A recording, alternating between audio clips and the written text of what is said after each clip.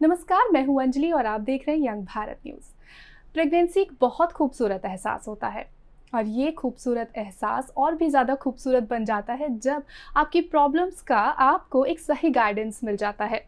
और इसी के लिए आज हमने फिर से डॉक्टर आस्था को अपने स्टूडियो में बुलाया है ताकि हम उनसे फिर से एक बार आपके सवालों के जवाब पा सके। Thank you so much doctor आस्था, आज फिर से हमारे साथ जुड़ने के लिए। Thank you Anjali and thank you for the beautiful opening line. Definitely pregnancy बहुत खूबसूरत एहसास होता है। So after having our podcast on first trimester, even I was getting queries to talk about second trimester. तो आज हम सेकेंड एंड थर्ड ट्राइमेस्टर के बारे में बातें करते हैं। बिल्कुल, बहुत सारे डूज एंड डोंट्स को फिर से एक बार सामने लाते हैं। बिल्कुल, जैसे हमने लास्ट एपिसोड में प्री कंसेप्शन और फर्स्ट ट्राइमेस्टर को कवर किया था, तो आज हम कोशिश करेंगे कि सेकंड ट्राइमेस्टर और थर्ड ट्राइमेस्टर से रिलेटेड हम बहुत सारे सवालों के जवाब अपने ऑडियंसेस तक पहुंचा सकें। डेफिनेटली, ठीक है। तो सबसे पहला जो सवाल होगा डॉक्टर आस्था, वो मैं पूछूंगी आपसे बेबी ग्रोथ को लेकर कि इस जो सेकंड ट्राइमेस्टर है, अगर हम सबसे पहले सेकंड ट्राइमेस्टर को ले लेते हैं, तो सेकंड ट्राइमेस्टर में एक्चुअल में अभी बच्चे की जो ग्रोथ है वो कैसी होती है? ओके, जैसे प्रेगनेंसी को हम 3 ट्राइमेस्टर में डिवाइड करते हैं। फर्स्ट ट्राइमेस्टर 12 टू 13 वीक्स बोलते हैं। 13 से वीक्स से लेकर के 26-27 वीक्स तक we call it to be a second trimester. तो at the end of first trimester के एंड तक बेबी ऑलमोस्ट काफ़ी कुछ बन चुका होता है। उसके बहुत सारे मेजर ऑर्गन्स, हार्ट, लंग्स, ये सारे डेवलप हो चुके होते हैं और अभी फर्दर प्रोसेस ऑफ ग्रोथ में चल रहे हैं। उसके baby is like a miniature human being. Baby can hear by 20 weeks of pregnancy. Baby can see by 24 weeks of pregnancy.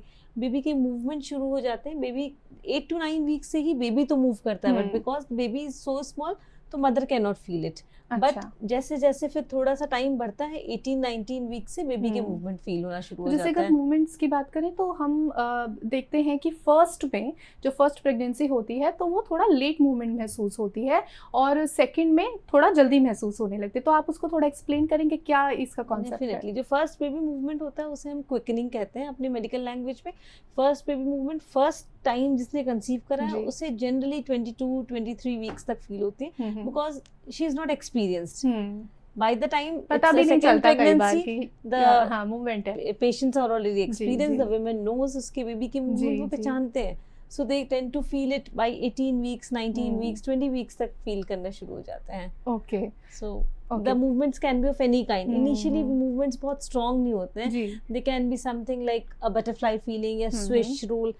Gradually ये movements थोड़े और strong होते जाते हैं। अच्छा, तो अगर हम बात करें जैसे बेबी मूवमेंट की, अभी ये बात चल रही है तो उसी को ही हम आगे लेके चलते हैं और जानने की कोशिश करते हैं कि बेबी मूवमेंट जैसे कई बार ना जो प्रेग्नेंट वुमेन्स हैं उनको कन्फ्यूजन रहती है कि एक दिन में कितनी बार बच्चे को मूवमेंट अगर वो कर रहा है तो वो नॉर्मल है या फिर मेरा जो बच्चा है वो नॉर्मली मूवमेंट कर रहा है नहीं कर रहा है। तो वो आप प्लीज़ समझाइए कि कैसे जो है पता लगाया जाए कि इतनी मूवमेंट्स नॉर्मल है या फिर उसको कैलकुलेट कैसे किया जाए? Exactly. Baby movements are very important part of pregnancy. Good baby movements indicate good baby health. So every obstetrician will tell her patients to take care of baby movements. Baby movements अब कैसे count करना है? The easiest way is जब हम 3 मील लेते हैं, breakfast, lunch और dinner, उसके बाद 1 hour तक इफ़ यू लाई डाउन और if you just keep your hands on your tummy and try to feel the movement. अगर आप थोड़ा शुगरी कुछ खाते हैं तो movements will be even more. हर मील के बाद 1 hour अगर 5 to 6 movements after breakfast, 5 to 6 after lunch, 5 to 6 after dinner हो रही हैं, देन दीज आर फाइन। अगर कोई particular change in pattern of movement है या सपोज आज मूवमेंट्स कम हो रही हैं, then you definitely need to meet your doctor. आप थोड़ी देर आधे घंटे लेट के ऑब्जर्व करें बेबी के मूवमेंट को, eat something and see if still you cannot feel movement, you should reach your hospital.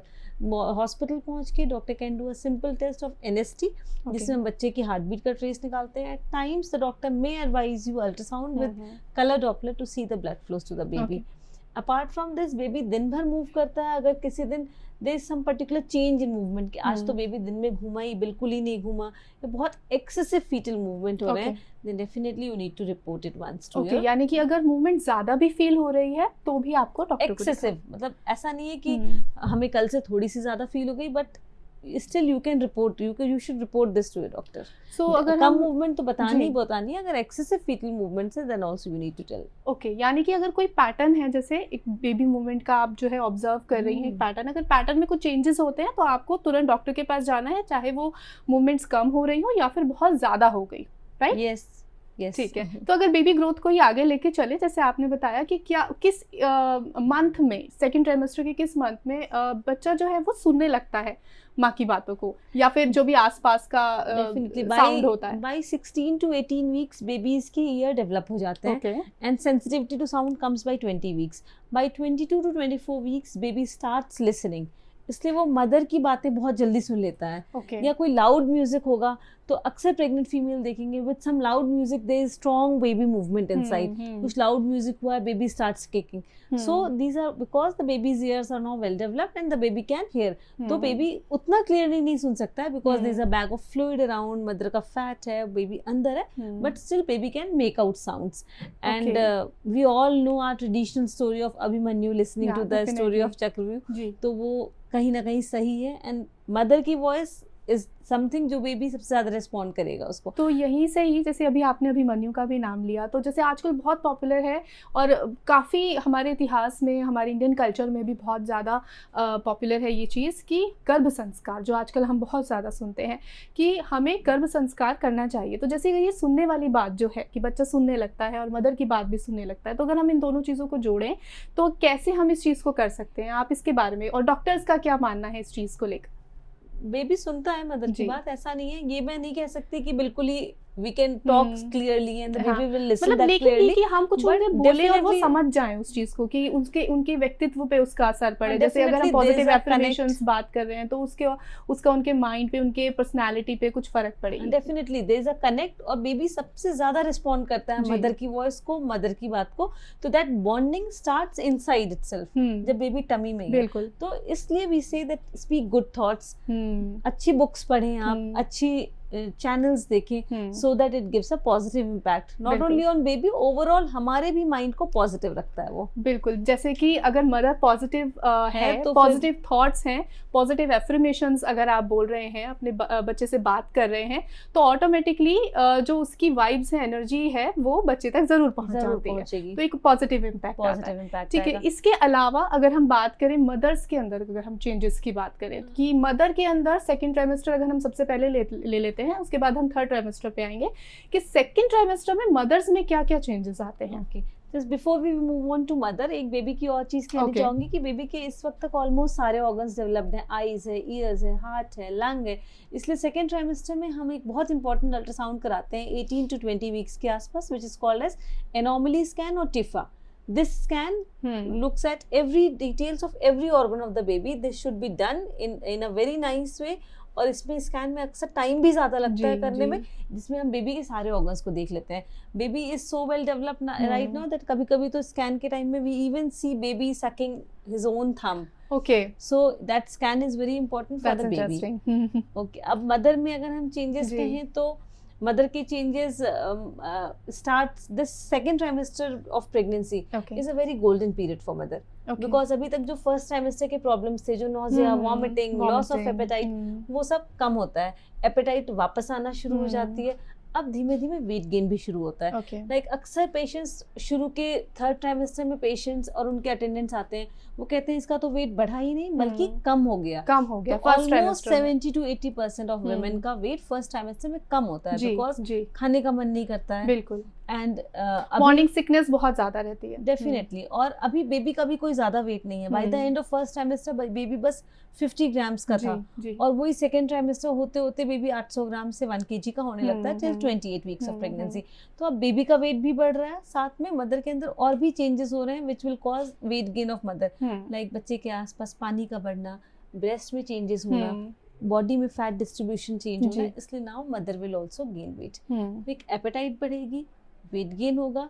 इसके अलावा मदर में स्किन चेंजेस होंगे। बहुत commonly patients are worried about these skin changes, acnes वगैरह या फिर एक्ने हो सकते हैं। कभी कभी हम brownish pigmentation over the cheeks देखते हैं, which is called the mask of pregnancy या chloasma. It is because the pregnancy hormones, it is normal. ये प्रेगनेंसी के बाद धीमे धीमे चले भी जाता है।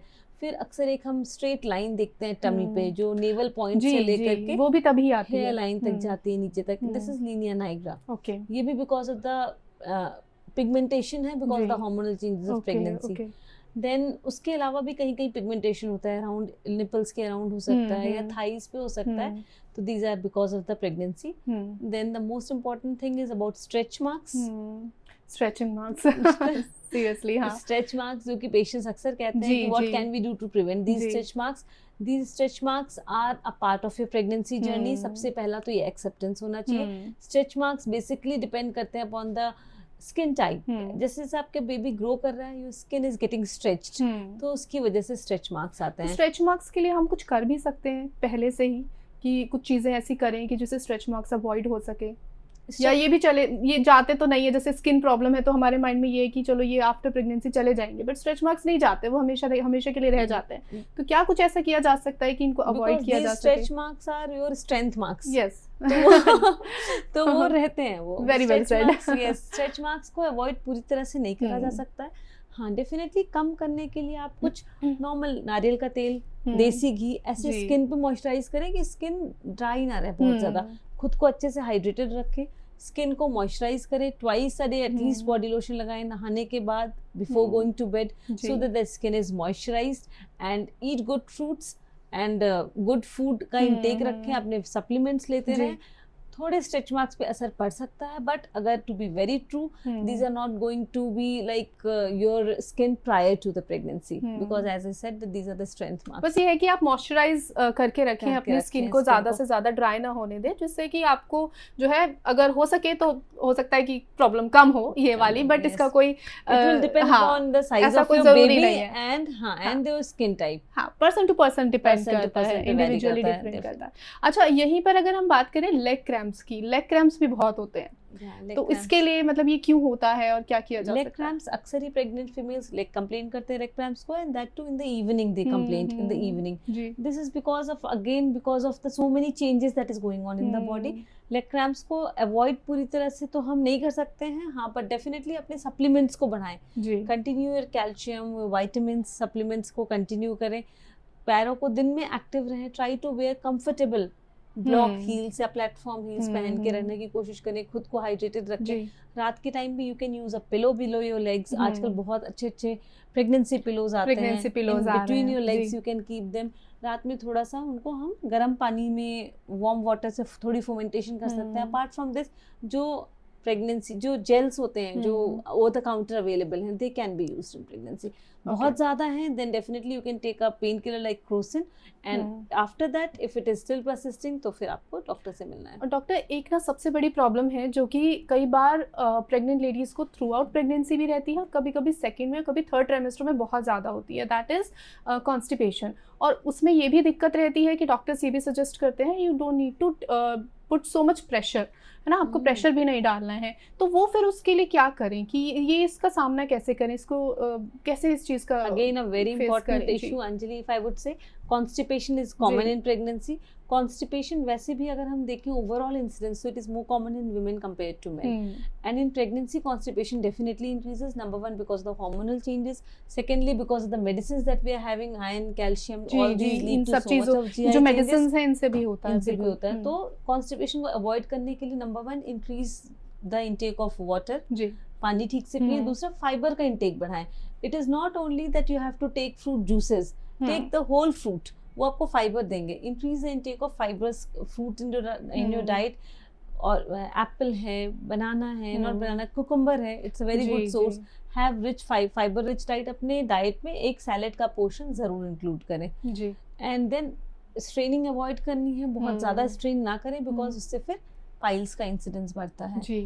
अगर किसी को पाइल्स हो भी गया है, थोड़ा बहुत प्रेगनेंसी में पाइल्स होने की भी संभावना रहती है, तो नॉर्मल ऑइंटमेंट आते हैं जो पाइल्स के ऊपर लगाने के, वो ले सकते हैं. इसके अलावा कुछ मेडिसिन होती हैं जो डॉक्टर आपको देते हैं अगर आपको कॉन्स्टिपेशन की दिक्कत है तो. ओके, अब यहाँ पर हम बात कर लेते हैं टेस्ट की, कि सेकेंड ट्राइमेस्टर और थर्ड ट्राइमेस्टर में कौन कौन से ऐसे टेस्ट हैं जो आपको ज़रूरी कराने हैं. तो सबसे पहले सेकेंड ट्राइमेस्टर की बात कर लेते हैं. डॉक्टर रास्ता, कौन कौन से टेस्ट हैं जो कराने चाहिए? फर्स्ट ट्राइमेस्टर में हमने इन डेप्थ बात करी थी about so many blood test. अभी इतने ब्लड टेस्ट नहीं कराने होते. वैसे भी इट्स अ गोल्डन पीरियड, तो थोड़ा रिलैक्स कर सकते हैं. बट हाँ, इसमें जैसा मैंने कहा कि anomaly scan is very important, जो 18 to 20 वीक्स पे होता है. अगर आपने डुअल मार्कर मिस करा है या डुअल मार्कर में कोई भी प्रॉब्लम है, तो doctor might advise you a quadruple marker test जो 16 to 18 वीक्स के बीच में होगा. देन फिर शुगर्स का टेस्ट होता है जो हम जनरली 24 to 28 वीक्स के बीच में करते हैं, which is called as glucose tolerance test. This test can even be performed earlier. अगर आपकी पिछली प्रेगनेंसी में शुगर की हिस्ट्री रही है, फैमिली हिस्ट्री ऑफ डायबिटीज है, then it can be even done earlier. तो ये कौन से वीक में कराया जाता है जीटीटी? जनरली 24 वीक्स में वी सजेस्ट. बट अगर सपोज किसी की सेकंड प्रेगनेंसी और वो कहते हैं कि हमारे पिछली प्रेगनेंसी में शुगर थी, तो हम उसके शुरू के विजिट्स में ही करा लेते हैं, बिकॉज द जीडीएम जो कि पिछली प्रेगनेंसी में हुआ था वो अभी रिकर करने का चांसेस होते हैं. सो मेनली यहाँ पर 2 टेस्ट आपने बताए हैं. पहला जो है वो जो सेकंड लेवल होता है, फर्स्ट ट्राइमेस्टर में फर्स्ट लेवल होता है, और ये सेकंड लेवल टेस्ट होता है जिसके अंदर बच्चे के बारे में सारी इन्फॉर्मेशन हमको मिल जाती है उसकी डेवलपमेंट से रिलेटेड, राइट. और दूसरा जो टेस्ट बताया डॉक्टर आस्था ने, दैट इज जीटीटी, जो कि 24 वीक्स में होता है. तो आपको ये दोनों ही टेस्ट जरूर कराने हैं. प्लीज अपने, अगर आपने नहीं कराए हैं तो आप अपने डॉक्टर से जरूर इन टेस्ट के बारे में पूछिएगा. और इसके अलावा थर्ड ट्राइमेस्टर में कोई अल्ट्रासाउंड या सेकंड ट्राइमेस्टर में quadruple marker is also important. अगर आपको you have been found to be at increased risk of some kind of syndromes या आपने dual marker मिस करा हुआ है, then please get yourself screened with quadruple marker. अच्छा, एक सवाल और है डॉक्टर आस्था, जैसे ये ड्यूल मार्कर और जो भी आपने भी बताया सेकंड लेवल के साथ जो भी ब्लड टेस्ट होता है, ये हर एक प्रेग्नेंट लेडी को कराना ज़रूरी है, या फिर यहाँ पर ऐसा भी होता है कि कुछ एज फैक्टर्स होते हैं कि कम एज में जो है ये टेस्ट नहीं कराए जाते, या फिर कुछ जो अर्ली मदर्स होती यंग मदर्स होती हैं उनको ज़रूरत नहीं है, या फिर एल्डरली मदर्स जो हैं उनको ज़रूरत है, कुछ इस तरीके का है इसमें? एल्डरली मदर्स जो हैं उनमें increase incidence of Down syndrome है, तो उन्हें तो कराना ही कराना है. These test predict the possibility of having a baby with some kind of syndromes. 3 major syndromes हम देखते हैं: Down syndrome, Edward syndrome, Patau syndrome. These babies if born with a baby with these kinds of syndrome is slightly different from being normal. उन्हें कुछ mental, कुछ physical disabilities होती हैं. So आजकल what we do, we screen every woman with dual marker screening which is done between 11 to 13 weeks of pregnancy. और अगर आपने miss कर दिया है तो 16 वीक्स में क्वाड्रुपल मार्कर कराएं. It is always better to be cautious, like we say better late than never. Great. So अगर थर्ड ट्राइमेस्टर की बात करें तो वहाँ पर भी कुछ अल्ट्रासाउंड्स या फिर कुछ टेस्ट हैं जो थर्ड ट्राइमेस्टर में आप जैसे चलते हैं तो बेबी की ग्रोथ और हो रही है. बेबी अभी by the end of second trimester 1 kg का होता है. जब बेबी बॉर्न होगा तो बेबी 2.5 to 3.5 kg का होता है. तो now the baby will grow. Baby की growth will depend upon the nutrition that the mother is taking, और भी फैक्टर्स होते हैं. ब्लड सप्लाई कैसी जा रही है बेबी को, उस पर डिपेंड करता है. सो बेबी की ग्रोथ को definitely we need to monitor. इस ड्यूरेशन में हम एक अराउंड 30 वीक्स एक स्कैन कराते हैं जिसमें कि बच्चे की ग्रोथ देखते हैं, बच्चे की blood supply to the baby, जिसको हम डॉपलर स्टडी कहते हैं. We do that. We look at the amount of liquor that is present around the baby, क्योंकि the liquor around the baby is the medium through which the baby का gas exchange और बहुत कुछ होता है. So that should not be less. और इसके बाद से if needed फिर हम फर्दर स्कैन्स करते हैं. अगर सब ठीक है तो clinical examination also tells us many things about the baby. Okay. और यहाँ पर डॉक्टर आस्था एक ना चीज़ है, जैसे थर्ड ट्राइमेस्टर आने लगता है तो प्रेग्नेंट लेडीज़ बहुत ज़्यादा वरीड करती हैं कि उनकी नॉर्मल डिलीवरी होगी या फिर सी सेक्शन होगा. ज़्यादातर लेडीज़ क्या चाहती हैं कि उनकी नॉर्मल डिलीवरी हो जाए. तो क्या आप ऐसा कुछ सजेस्ट करना चाहती हैं कि जिससे कि नॉर्मल डिलीवरी के चांसेस उनके बढ़ जाएँ? कुछ चीज़ें ऐसी करें वो थर्ड ट्राइमेस्टर में कुछ कर सकती हैं जिससे नॉर्मल डिलीवरी के चांसेस उनके बढ़े, या फिर ऐसे कौन कौन से केसेस हैं जहाँ पर सी सेक्शन ज़रूरी हो जाता है, उसके बारे में हमें कुछ बताइए. Definitely, again an very important point. आजकल नॉर्मल डिलीवरी के लिए लोग बहुत परेशान होते हैं. समटाइम्स पेशेंट्स से कि मेरी mother in law has said कि हॉस्पिटल मत जाना, वहाँ सिजेरियन कर देंगे. जी. तो it's not like that. To have a normal delivery you should be active throughout your pregnancy. Okay. If you go into natural labour the chances to deliver normally is maximum. So सबसे पहले तो pregnancy में active रहना है. जो young patients होते हैं उनके chances to deliver normally is more. अगर कोई फैक्टर्स हैं, जैसे मान लीजिए अगर आपका वेट काफ़ी ज़्यादा बढ़ गया है, बच्चे का वेट काफ़ी ज़्यादा बढ़ गया है, या आपका नीचे का रास्ता उतना अप्रोप्रिएट नहीं है, या बच्चे की पोजीशन नॉर्मल बच्चे की हेड डाउन पोजीशन ना हो करके बच्चा आड़ा है टमी में, या बच्चे की अवल नाल नीचे है, तो ये सारे इंडिकेशंस बन जाते हैं जब हमें सिजेरियन के लिए जाना चाहिए. Otherwise to have normal delivery, stay active. कुछ एक्सरसाइजेस होती हैं वो हम एक्सरसाइजेस करें. Exercise definitely I would say not to try on your own, better to get enrolled for some good antenatal classes जो कि आपको एज जेस्टेशन अप्रोप्रिएट एक्सरसाइजेस कराएंगे अंडर सुपरविजन. जी. Because to have normal delivery आप बहुत brisk exercises करें, that is also not advisable. हाँ, stay active, do exercises, continue your house hold routine, जो आप जितना जी, कर पा रहे हैं, not that you stretch yourself, वो सब करें। हम्म, बाकी if you go into normal labour, the doctor will examine you and let you know, वो देखेंगे आपका डायलिटेशन कैसा हो जी, रहा है, जी, बच्चे का हेड कैसे नीचे आ जी। रहा है, उन सब चीज़ों पे डिपेंड करती सो है। बेसिकली अगर आप प्रेग्नेंट हैं तो आप बीमार नहीं हैं, आप पेशेंट नहीं हैं, आप फिजिकली एक्टिव रह सकती हैं, और आप पूरी तरह से एक्टिव रहते हुए जब आप अपने घर के भी काम करती हैं एक्टिवली, और वैसे भी आप डेली बेसिस पे एक्टिव रहती हैं, तो नॉर्मल डिलीवरी के चांसेस बढ़ जाते हैं। मगर यहाँ पर डॉक्टर आस्था ने बताया है कि ध्यान देने वाली बात ये है कि फिजिकल एक्टिव रहने का मतलब ये नहीं है कि आप बहुत ज़्यादा स्ट्रेन डाल दें अपने ऊपर, तो आप प्रॉपर रेस्ट लेते हुए आप अपने आप को एक्टिव रख सकते हैं, तो नॉर्मल डिलीवरी के चांसेस बढ़ जाएंगे। डेफिनेटली नॉर्मल डिलीवरी के चांसेस बिल्कुल बढ़ेंगे। अच्छा डॉक्टर आस्था, यहाँ पर एक सवाल और है, जैसे कि लास्ट जो मंथ होता है या फिर हम जो कहें कि थर्ड ट्राइमेस्टर होता है, उसमें कई बार ऐसा भी देखने को मिलता है कि इचिंग के केसेस बहुत आते हैं, बहुत प्रॉब्लम होती है प्रेग्नेंट लेडीज़ को, बहुत ज़्यादा इचिंग होती है, तो वो क्यों होती है, क्या कारण है उसके, और कैसे उससे हम निजात पा सकते हैं? Itching in pregnancy is a very common complication seen in pregnancy. ये जो इचिंग होती है प्रेगनेंसी में, वो कई कारणों की वजह से होती है। प्रेगनेंसी में स्किन की ड्राइनेस बहुत होती है, itching can be because of the dry skin, लेकिन अगर ड्राई स्किन की वजह से केवल इचिंग है तो मॉइस्चराइज करेंगे, या उस इचिंग का कोई पैटर्न नहीं होता है कि रात में ज्यादा हो रही है, दिन में कम हो रही है। The thing to worry is about a condition which is called intrahepatic cholestasis of pregnancy, which manifests itself as itching in pregnancy.